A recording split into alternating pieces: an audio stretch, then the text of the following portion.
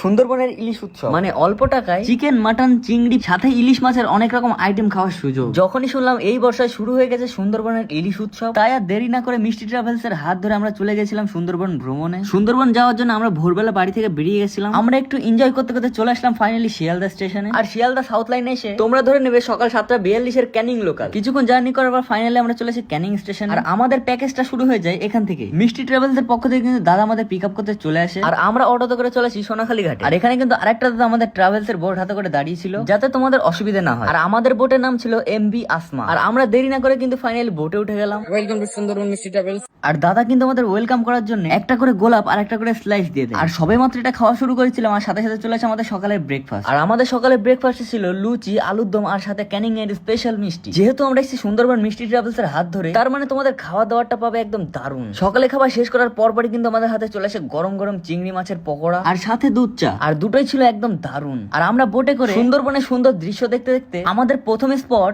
গোসাবাই নেমে আমরা হ্যাভেলটন সাহেবের বাংলু আর বেকন বাংলু দেখে নিলাম, এবং লঞ্চে ফিরে আসার সাথে সাথে সুন্দরবনের ভিউ সাথে এইসব গানগুলো উপভোগ করছিলাম।